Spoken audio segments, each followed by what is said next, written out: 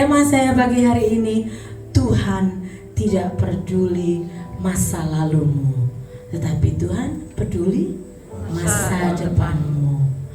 Ayo sama-sama kita buka di Yesaya 43 ayat 15 sampai 21. Yang bawa Alkitab buka Alkitabnya, yang tidak bawa bisa buka handphonenya. Kalau tidak bawa dua-duanya bisa lihat di screen yang ada di depan.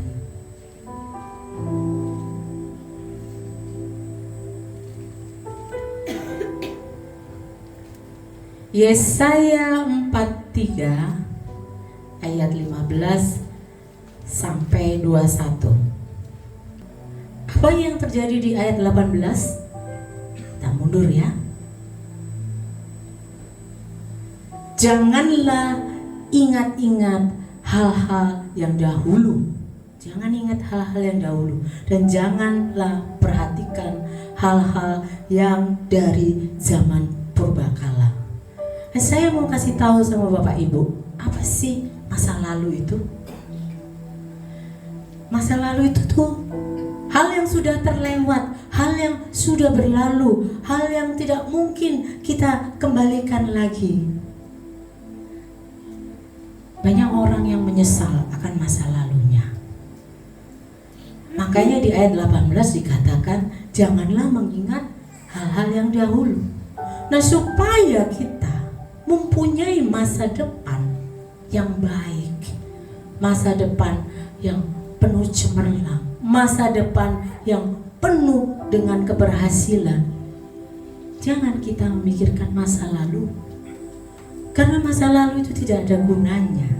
Masa lalu itu hanya kenangan, hanya sesuatu yang kita boleh belajar dari kesalahan-kesalahan itu. Amin. Amin. Yang tidak akan kita jalani dengan kesalahan yang sama. Amin. Memang banyak orang-orang mengatakan bahwa ya saya memaafkan. Nah, kata memaafkan itu mudah untuk diucapkan. Nah, saya yakin Bapak Ibu yang di sini termasuk saya. Siapa sih manusia yang tidak punya salah? Betul? Tetapi kalau kita beranjak dari masa lalu, maka kita akan menjadi manusia yang berubah. Banyak orang-orang merasa menyesal hidupnya karena perkataannya, karena perbuatannya, karena tindakannya, karena keputusan-keputusan yang diambil itu adalah salah, sehingga menyakitkan orang lain. Jadi dalam hal ini kita nggak perlu memikirkan masa lalu kita, yang setiap saat kita merasa diri kita tertuduh terus. Mau berbuat sesuatu karena merasa tertuduh nggak bisa, karena setiap kali mikirin masa lalu kita. Nanti ada orang yang lain yang mengetahui, oh masa lalunya dia tidak baik loh, oh saya tahu loh orang itu dulu dia seperti ini. Kalau kita hidup ditakut-takuti oleh masa lalu, segala sesuatu penyesalan, maka kita tidak bisa melihat kemenangan-kemenangan yang berasal dari Tuhan. Amin. Amin. Ada pepatah mengatakan bahwa hidup cuma satu kali saja. Nikmati katanya. Betul, kita harus menikmati. Hidup ini cuma satu kali di bumi ini. Nikmati, tetapi jangan melakukan kesalahan-kesalahan. Apalagi sudah tahu bahwa itu tidak baik untuk kita. Jadi hidup dalam satu kali, pergunakan dengan baik. Bapak Ibu, saya kena kanker 2 tahun yang lalu. Jadi sebelum saya pelayanan dengan Bapak Gembala, 2 tahun yang lalu didiagnosa. Waktu itu diagnosanya masih kabur, masih kabur. Terus habis itu 2024 kelihatan jelas sekali. Jadi sehingga saya dalam 2024 ini saya bolak-balik dari rumah sakit ke rumah itu 2,5 jam, ya, 2,5 jam. Kemarin saya harus rujukan lagi BPJS, saya sudah habis. Apa yang terjadi? Saya harus rujukan ke Kute, harus rujukan ke Jimbaran. Udah dari kapal ini rumah sakitnya, balik lagi. Ya kalau secara manusia capek. Terkadang saya bilang sama Pak Gembala, saya bukan capek hidup, tapi saya capek sakit. Dan itu saya mengatakan sama Pak Gembala itu udah gak kuat sakit saya sampai nangis gitu. Saya bukan capek hidup, tapi capek sakit saya. Nah terkadang secara kedagingan saya bilang, Tuhan ampuni saya ya, dulu saya melakukan ini, mungkin inilah balasanmu Tuhan. Saya juga bilang seperti itu loh. Saya juga menghakimi diri saya sendiri. Dan saya bilang bahwa ampuni saya Tuhan, apapun yang kau kehendaki dalam hidupku, ampuni ya. Tapi setelah saya membaca firman Tuhan, tidak loh Bapak Ibu, semua orang punya salah. Tapi sebenarnya mau penyakit, mau keuangan, dan segala macam, jodoh, apapun bentuknya itu, Tuhan izinkan itu terjadi karena kita dipilih Tuhan untuk melewati masa-masa itu supaya kita lebih kuat. Amen. Supaya kita bisa menjadi berkat. Bukan terus kita menghakimi diri sendiri, tidak berdamai dengan diri sendiri. Tidak. Amin. Amin. Saya lanjutkan. Rahab ini dia seorang wanita Sunda, tapi dengan iman dia percaya bahwa Allahnya Israel adalah Allahku juga. Jadi dengan tegas dia berani, dia pasang badan dia. Kita berbicara masalah Rut ya. Saya sudah sering sekali khotbah mengenai Rut, tapi apa yang saya suka di Rut ini ya. Nah, saya ulangi lagi ya, merefresh. Ya. Dia kawin dengan anaknya Naomi. Nah, Naomi ini orang bangsa Israel. Pada saat kelaparan, ya, pada saat kelaparan di Israel, pergi ke Moab. Setelah di Moab, ya, terjadilah Rut ini suaminya meninggal. Mertuanya yang laki pun meninggal, tinggal mertuanya yang perempuan, namanya Naomi. Apa yang terjadi?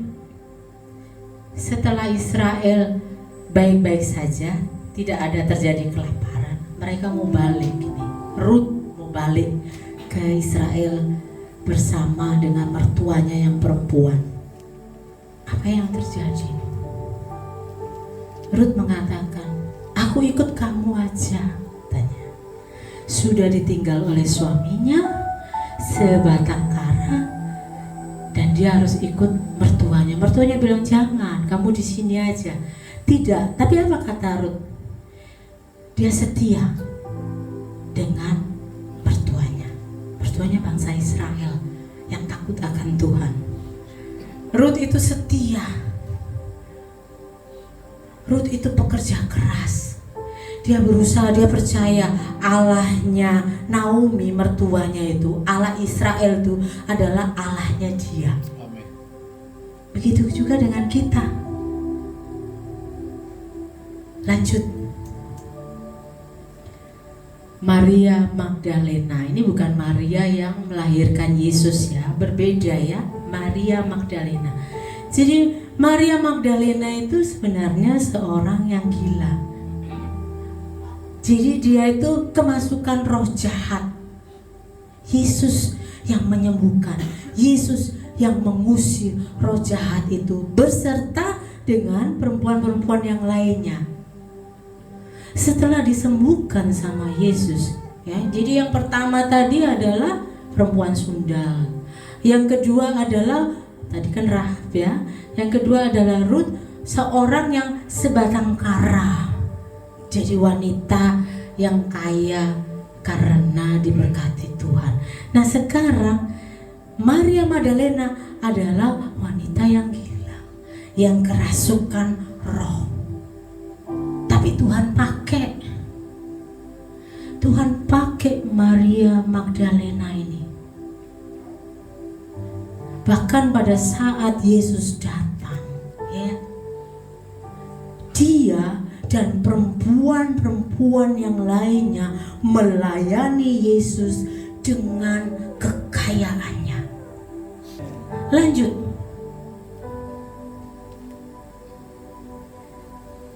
Ya, ini yang terakhir ya. Wanita Samaria. Wanita Samaria ini mempunyai latar belakang yang serba tidak enak. Apa yang terjadi? Wanita Samaria ini backgroundnya adalah wanita yang punya 5 suami. Suaminya 5 loh. Tapi Tuhan pakai dia. Tuhan pakai dia. Tetap kita tidak bisa menghakimi orang lain. Kata perempuan itu kepadanya, Tuhan, Engkau tidak punya timba dan sumur ini amat dalam. Dari manakah Engkau memperoleh air hidup itu? Ayat 15. Kata perempuan itu kepadanya, Tuhan, berikanlah aku air itu supaya aku tidak haus dan tidak usah datang lagi ke sini untuk menimba air. 16. Kata Yesus kepadanya, pergilah, panggillah suamimu dan datang ke sini. Ini yang saya baru utarakan ya. Jawabnya apa di 17? Kata perempuan itu, aku tidak mempunyai suami. Jujur dia dipilih sama Tuhan. Pada saat itu dia adalah wanita yang berdosa, mempunyai 5 suami. Bahkan katanya Yesus, bawalah suamimu ke sini. Dia jujur sama Tuhan. Itu bukan suami.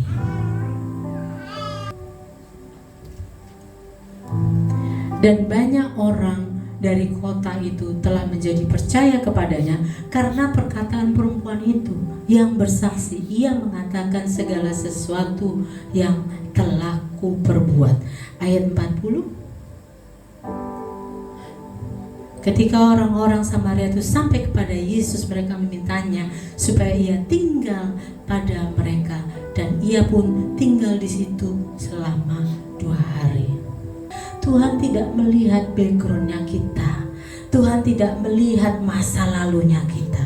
Seburuk apapun masa lalu kita, Tuhan setia. Amin. Nah, bagaimana caranya hidup kita bisa move on dari masa lalu? Yang pertama,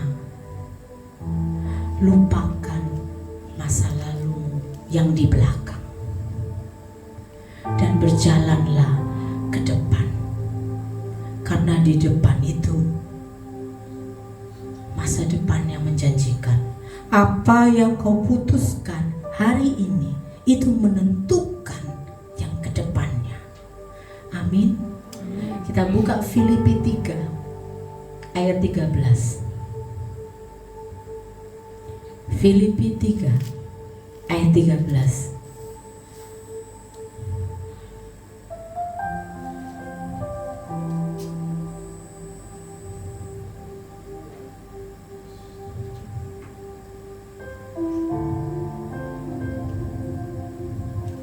Filipi 3 ayat 13. Dikatakan di situ, aku melupakan apa yang telah di belakangku dan mengarahkan diri kepada apa yang di hadapanku. Amin. Amin. Tuhan tidak peduli masa lalumu, tetapi Tuhan peduli masa depanmu. Amin. Tuhan Yesus memberkati.